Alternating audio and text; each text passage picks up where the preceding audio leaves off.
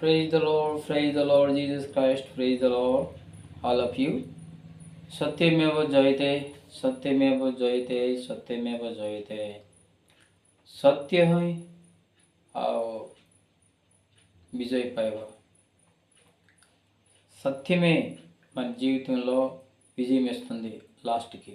సత్యమేవ జయతే అంటే ఇది చాలా మహాన్మైన శబ్దం. ఇది మన భారతదేశంలో పార్లమెంట్లో మన దేశం గురించి సత్యమేవ జయతే అంటే సత్యమే నిజమే లాస్ట్కి, కేవలం సత్యమే లాస్ట్కి మనకి సరే విజయం ఇస్తుంది, సంపూర్ణంగా విజయిస్తుంది. సో మనం చూస్తాం ఏంటంటే దేవుడిచ్చిన మాట పరిశుద్ధమైంది. ఈరోజు భూలోకంలో ప్రతి ఒక్క పనికి, ప్రతి ఒక్క వస్తువుకి ఒక ట్రైనింగ్ ఉంటుంది, ఒక అండర్స్టాండింగ్ ఉంది. మనం బాగా తెలుసుకోవాలి ఏ ఒక్క విషయమైనా సరే, ప్రతి ఒక్క విషయం.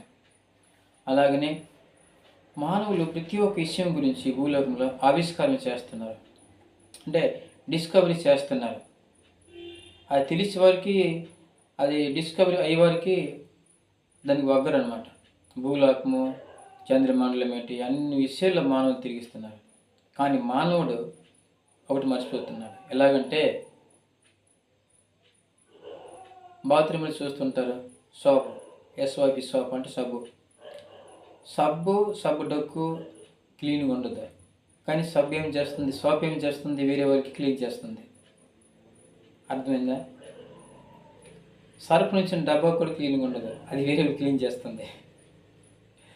అలాగనే సబ్బు కూడా ఏం చేస్తుంది అంటే సోపు, అది ఆ సోప్ కేర్ చూడండి, సబ్బు ఉంచిన బాక్స్ క్లీన్గా ఉండదు. అది ఒక్క చుట్టూ ఏం చేస్తామంటే నెలకు చుట్టూ బాగా బ్రష్తో కట్టి పాన్ గీసి క్లీన్ చేస్తుంటాం. నేను కూడా చేసిన అందరం ఉన్నా. అందు గురించి తెలుసుకోండి. దేవుడు ఉన్నాడు, ఒక దేవుడు ఈ భూలోకంలో, ఒక నిజమైన దేవుడు ఉన్నారు. ఓకే, ఒక పరిశుద్ధమైన దేవుడు. ఆ దేవుడు ఎలా వింటాడు, ఆ విషయం తెలుసుకోవాలి. ఈరోజు యేసుప్రభు విషయంలో భూలోకంపై ఇన్ని ఒక ఉన్నాయి. అయితే మన ప్రతి ఒక్క ధర్మశాస్త్రాల పుస్తకాలు చూపిస్తున్నాయి. Christ, lord Jesus Christ in accent Vedas అని ఇంగ్లీష్లో రాస్తుంది. చూస్తుంటారు, ఇంగ్లీష్లో క్లియర్గా ఉంది. ఇంగ్లీష్ చూడండి, ఇది ఎలాగనమాట.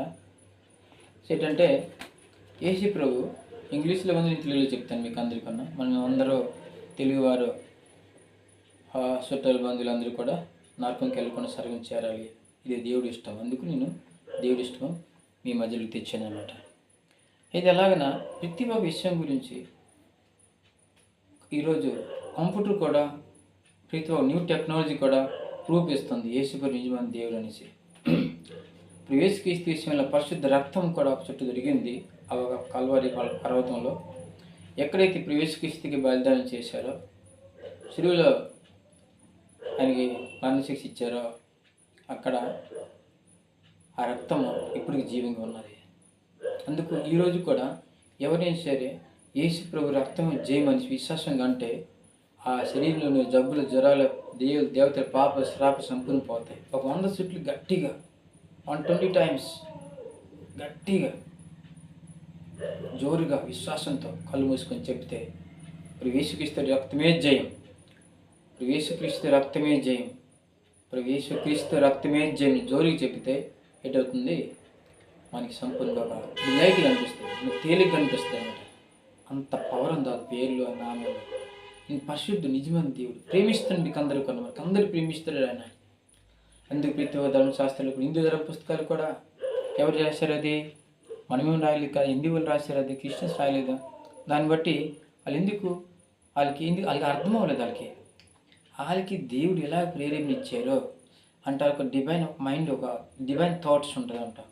దివ్యమైన ఆలోచన, దివ్యమైన ఒక చింత, ప్లాన్, థింకింగ్ అనమాట, ఆలోచన.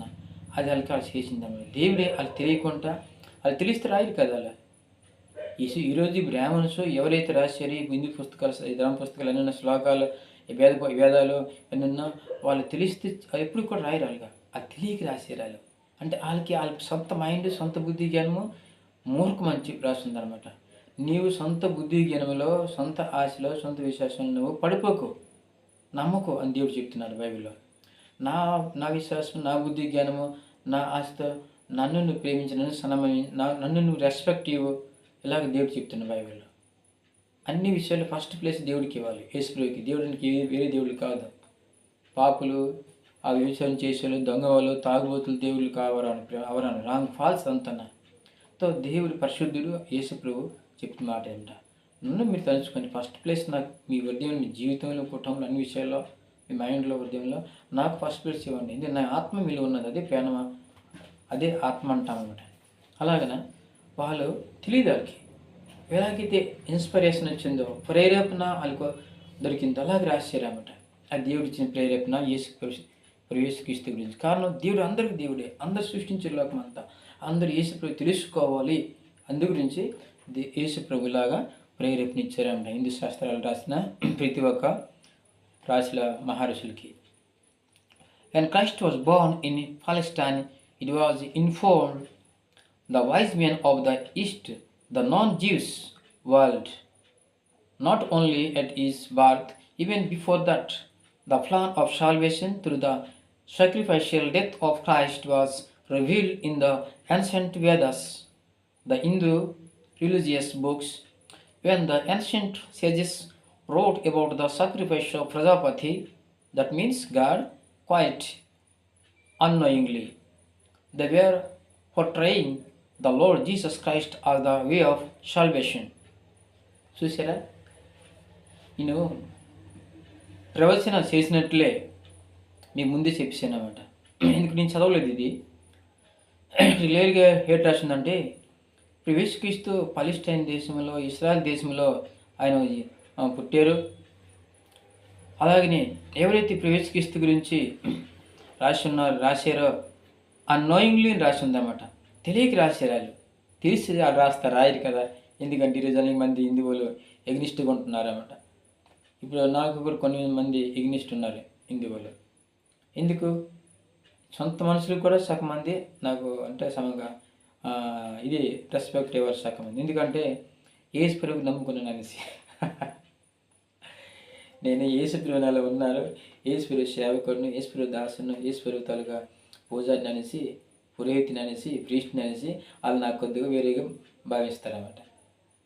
అది యేసుప్రభు నమ్మకపోతే వాళ్ళగా ఐందువులుగా ఉంటే ఏంటవుతుంది, వాళ్ళలాగా ఇంకా బాగా ప్రేమించి బాగా చూసుకున్నమాట. ఇప్పుడు చూస్తున్నారు సగం మంది కొంతమంది అన్నమాట. అర్థమైందా?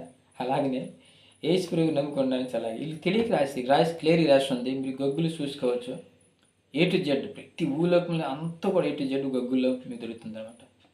సో అలాగన తెలియక రాశారన్నమాట వాళ్ళు. ఈ ఋషులు, మహారుషులు హిందూ ధర్మ పుస్తకంలో యేసుప్రభు ప్రజాపతి అని రాశారు. ప్రజాపతి అంటే ఏంటి?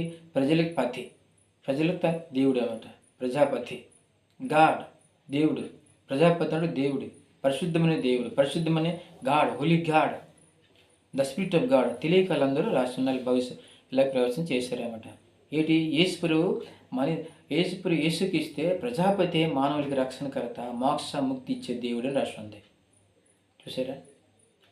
హిందూ ధర్మ పుస్తకం చెప్తుంది ప్రజాపతి ప్రజల పతి, పరిశుద్ధమైన దేవుడే, ఆయన మానవులకు అందరికన్నా రక్షిస్తారు. ఆయన తప్పించి ఇంకెవరి దగ్గర రక్షణ లేదు. సో మనం చూస్తాం ఏంటంటే ఇక్కడ క్లియర్గా రాసి ఉన్నది, ప్రజాపతి ప్రజలకు పతి, ఆయన మనకు అందరికీ ఉన్న దేవుడు యేసుక్రీస్తు. ఆయనే మానవులకు అందరికన్నా రక్షించే దేవుడు.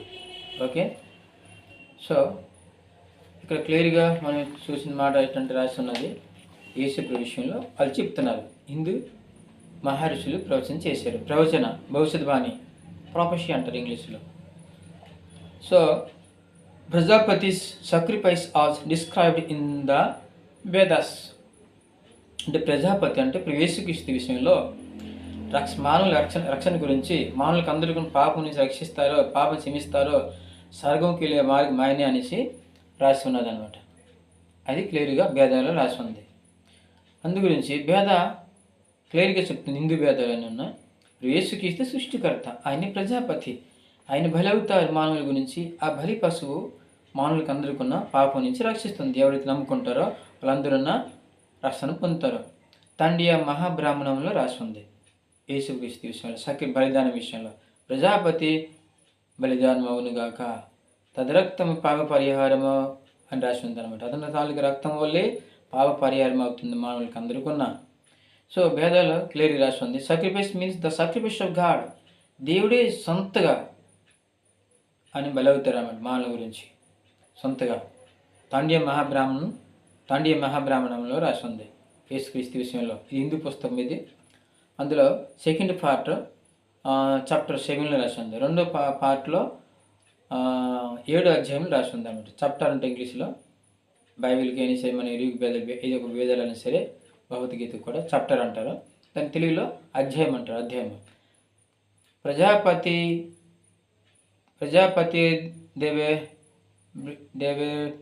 దేవేభ్యం ప్రజాపతిర్దేవేభ్యం రాసి ఉంది. ప్రజాపతిర్దేవేభ్యం అంటే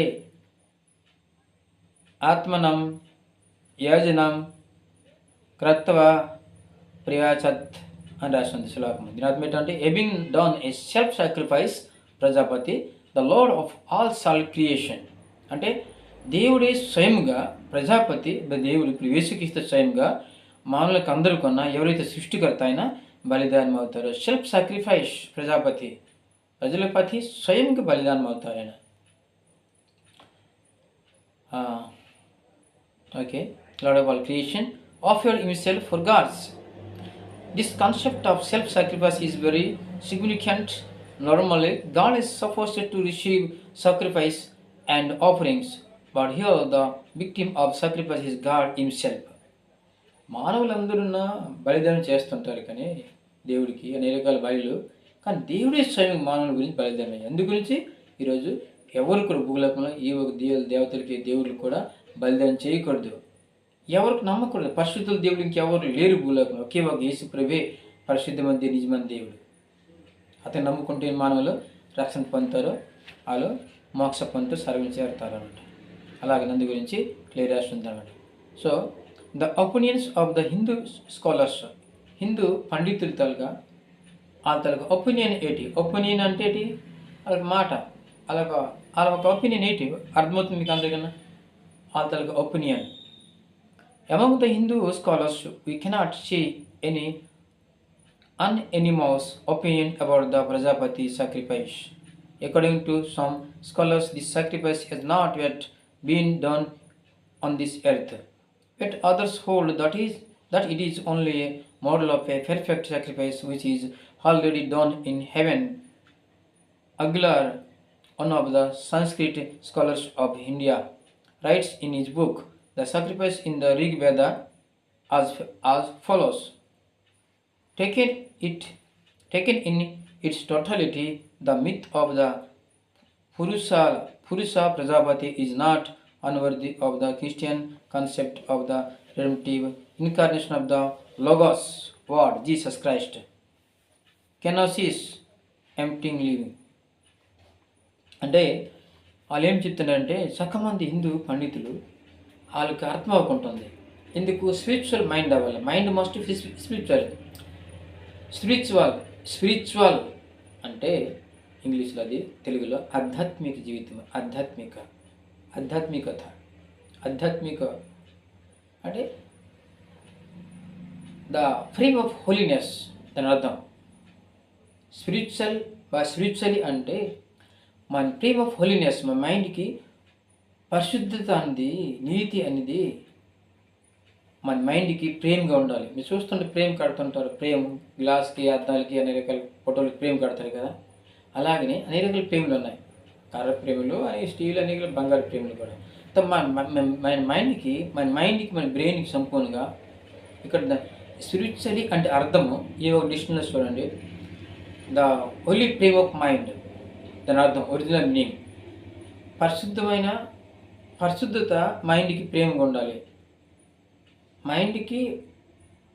పరిశుద్ధత మైండ్కి ప్రేమగా ఉండాలి. ప్రేమగా ఉన్నది అర్థం, దాని అర్థం. పరిశుద్ధత మన మైండ్కి ప్రేమ అన్నమాట, ప్రేమ. ఓకే, సో అలాగనా సగం మంది నమ్ముతున్నారు, ఆల్రెడీ సాక్రిఫైస్ అయిపోయి బలిదానం అయ్యేది దేవుడు యేసుక్రీస్తే అని చెప్తున్నారు. లోగోస్ అంటే వాక్యం.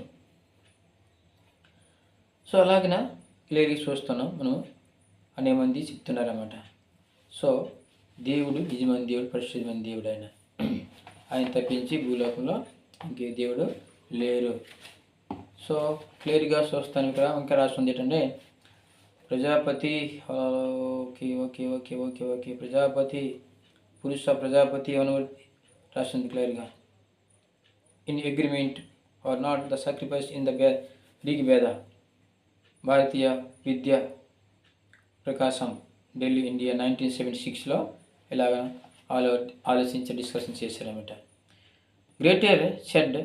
Greater love as no one than this, that one lay down is life for is friends. Bible ఈ మాట చెప్తున్నారు ఏంటంటే యేసు ప్రభు అని ప్రేమించే స్నేహితుల కంట ఎవరికి వాళ్ళు ప్రయాణపడతారో ఇది చాలా గొప్పదే అని చెప్తున్నారు. మహానది యోహాను సువార్త జాన్ 15:13 రాసింది. Some important features of the Prajapati sacrifice fulfilled in Jesus Christ time. యేసుక్రీస్తు సమయంలో ఈ ప్రజాపతి బలిదానము, యేసుక్రీస్తు బలిదానం విషయంలో రాసి ఉంది, సంపూర్ణ ఫుల్ఫిల్ అయిపోయింది అది. The meaning of the word Prajapati, PRAJAPATI, Prajapati అంటే ఏంటి? The lord of all creation. Prajapati అంటే దేవుడు, పరిశుద్ధమైన దేవుడు. The lord of all creation అంటే భూలోకం సృష్టికి అందరికీ దేవుడు ఆయన, సర్వలోకం సృష్టికర్త. The lord of all creation, సర్వ సృష్టికి దేవుడు ఆయన, దాని అర్థం ప్రజాపతి అర్థం. Okay, is fulfilled only in Jesus Christ. అది ఫుల్ఫిల్ అయింది, సఫలమైంది, నెరవేరింది ఒక యేసుక్రీస్తులోనే నెరవేరింది, ఇంకే దేవుడు లేదనమాట. According to the Holy Bible, Jesus Christ is the creator of the world. All things came into being by him, and apart from him, nothing came into being that has come into being. యోహానుకి సుసమాచారంలో రాసింది ఏంటంటే, గాస్పెల్లో, బైబిల్లో యోహాను John 1:3లో యేసుక్రీస్తు తప్పించి ఏటి భూలోకములు తయారవ్వలేదు, సృష్టి అవ్వలేదు, ఆయన వల్లే అంత వచ్చినది. About him it is also written, thou Lord in the beginning didst lay the foundation of the earth, and the heavens are the work of thy hands. Hebrew 1:10లో రాసింది, యేసుక్రీస్తు భూలోకముల సృష్టికర్త, సృష్టికి అందరికంటే ముందే ఉన్నారు ఆయన, స్వర్గము అన్ని తయారైన ముందే ఉన్నాడు యేసు ప్రభు, Prajapati, the lord of all creation. అది number 1 meaning of the Prajapati. Number 2, according to the Vedas, Veda ప్రకారంగా Prajapati is called Purusha, PURUSA పురుష అంటారంట. ప్రజాపతి వేద ప్రకారంగా ప్రజాపతి పిలుస్తారు. ప్రజాపతి అర్థము, ప్రజాపతి పిలుస్తారు ఏంటంటే రెండోది పురుష అంటే ద మెయిన్ ఆఫ్ పెర్ఫెక్షన్. అర్థమైందా? PURUSA పురుష అని రాస్తుంది వేదలో, ఋగ్ వేదలో. ఇంకా రెండో పాయింట్ ఏంటంటే ప్రజాపతికి ఏంటంటారంటే పురుష అంటారు. పురుష అంటే PURUSA పురుష అంటే సంస్కృత భాషలో వేదలు రాసింది. The main of perfection. చూడండి, పెర్ఫెక్షన్ అంటే సంపూర్ణంగా పరిశుద్ధత, పెర్ఫెక్ట్, సంపూర్ణంగా పెర్ఫెక్ట్ అనమాట. పురుష అర్థం ఋగ్ వేదలు రాసింది. పురుష అంటే the main of perfection. Perfect అని మనిషి, పెర్ఫెక్ట్ అని మానవుడు, మనిషి, పెర్ఫెక్ట్ అని మనిషి, పెర్ఫెక్ట్ సంపూర్ణ పెర్ఫెక్ట్. సంపూర్ణ పెర్ఫెక్ట్ కంటే ఇంకా ఎక్కువగా పెర్ఫెక్ట్ అయిన దానికి పెర్ఫెక్షన్ అంటారన్నమాట. Perfection, completely perfect. Purusha Sukta అంటారు. పురుష సూక్త ఋగ్వేదలు రాసి ఉంది. ఋగ్వేద 10:90లో రాసి ఉంది. ఋగ్వేద 10:90లో రాసింది ఏంటంటే శ్లోకలో పురుష సూక్త అని రాసి ఉంది. అది 10:90 శ్లోకం 1-16లో. Christ refers to himself son of man. ఇదే ఋగ్వేద 10:90 1-16 అది మాట క్లియర్గా ఫుల్ఫిల్ అయ్యి ఉంది బైబిల్లో. మత్తయి సువార్త 20:28లో, మత్తయి 20:28లో రాసి ఉంది శ్లోకంలో బైబిల్లో.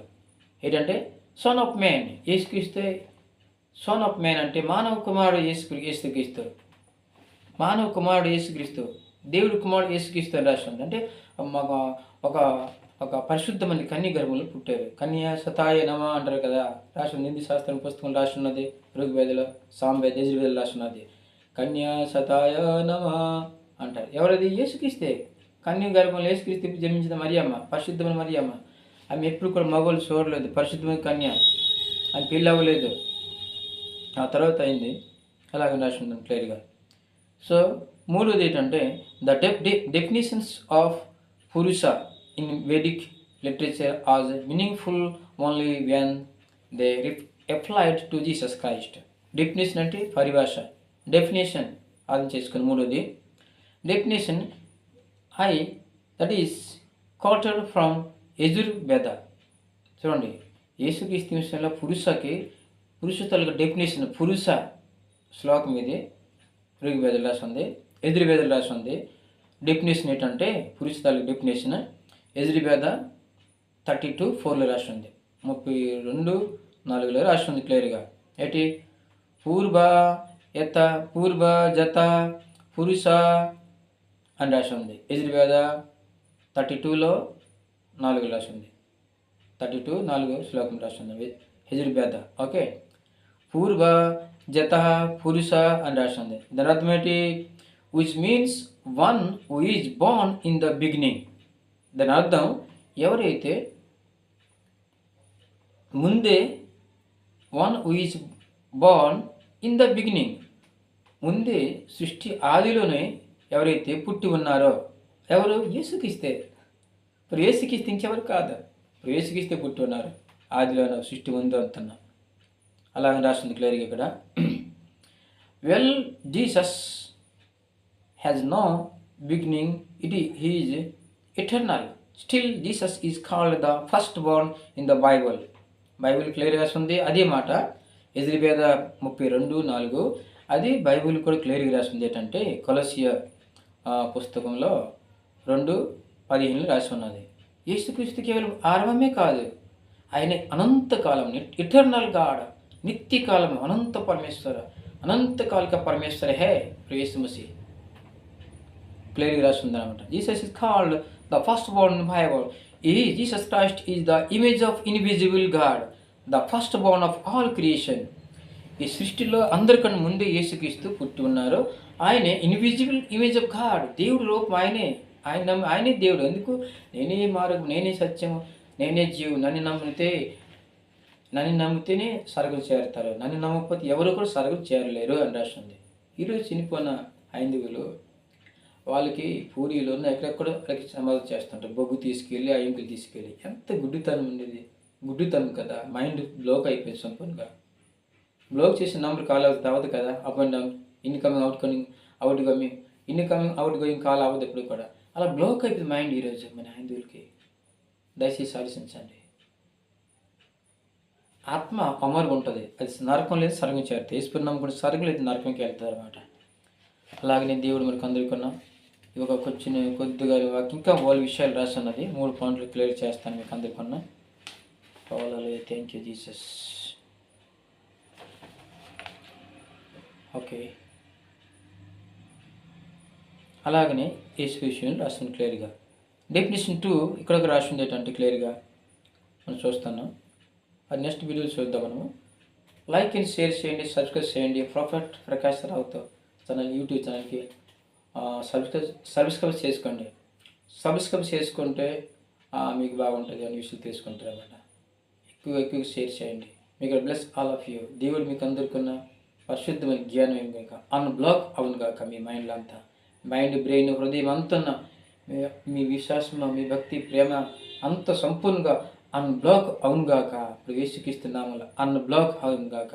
మీరు సత్యం తెలుసుకోండి. యేసు చెప్పారు, ఎప్పుడు మీరు సత్యం తెలుసుకుంటారు అప్పుడే సత్యం మీకు స్వతంత్రం చేస్తుంది అని చెప్పారు యేసు. When you will know the truth will give you independence completely. Okay, God bless all of you. యేసు ప్రేమించమని దేవుడు అనే Prajapati, he loves you so much. Do you love Jesus?